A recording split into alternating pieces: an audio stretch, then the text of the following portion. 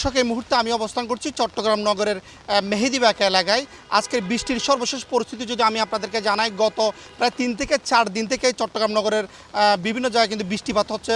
সেই পরিপ্রেক্ষিতে গতকালকেও এবং আজকে সকালেও চট্টগ্রাম নগরের বিভিন্ন জায়গায়, বিশেষ করে চট্টগ্রাম 2 নম্বর গেট, মুরাদপুর, জিসি, বহদ্দারহাট সহ আশপাশ যে এলাকাগুলো রয়েছে নিচু এলাকা, সে এলাকায় কিন্তু পানি উঠেছে এবং মানুষের বেশ দুর্ভোগ পোহাতে হয়েছে। সেই চিত্রটা কিন্তু আমরা দেখেছি।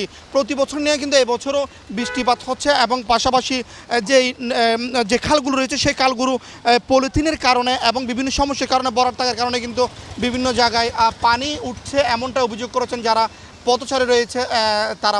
আমরা সাধারণ পথচারীর সাথে কথা বলেছি, তারা আমাদেরকে জানিয়েছেন নালা নর্দমা যেগুলো রয়েছে সেগুলো যদি সঠিকভাবে পরিষ্কার করা হয় তাহলে এভাবে করে রাস্তার আশেপাশে পানি আসবে না এবং মানুষের দুর্ভোগ পোহাতে হবে না, এমনটি কিন্তু চিত্র আমাদেরকে জানিয়েছেন। দর্শক, যেমনটা বলছিলাম, কয়েকদিন থেকে চট্টগ্রাম নগরের চট্টগ্রামে বৃষ্টিপাত হওয়ায় চট্টগ্রামের বিভিন্ন যে নিচু এলাকাগুলো রয়েছে প্রায় জায়গায় পানি প্রবেশ করতে দেখেছি। দোকান সহকারে আমরা চট্টগ্রামে বড় ব্যবসায়িক এলাকা রিয়াজউদ্দিন বাজারও দেখেছি প্রায় 1 হাঁটু পরিমাণ পানি প্রবেশ করতে আমরা চিত্রগুলো লক্ষ্য করেছি। দর্শক, আপনাদেরকে আসলে যেমনটি বলছিলাম, আমরা সাধারণ পথচারীর সাথে কথা বলেছি, তারা আমাদেরকে জানিয়েছেন অর্থাৎ খাল এবং যে নালা নর্দমাগুলো রয়েছে সেগুলো যদি বাড়ির আশেপাশের যে মানুষগুলো রয়েছে সঠিকভাবে যদি ময়লা আবর্জনাগুলো ফেলা হয় তাহলে খাল ভরাট হবে না, এমনটি কিন্তু আমাদেরকে জানিয়েছেন। তো দর্শক, আসলে আমরা চট্টগ্রাম আবহাওয়া অধিদপ্তরের সাথে কথা বলেছি, তারা আমাদেরকে জানিয়েছেন এই ধরনের বৃষ্টি আরও কয়েকদিন থাকবে এবং থেমে থেমে বৃষ্টি হবে, এমনটি কিন্তু আমাদেরকে জানিয়েছেন।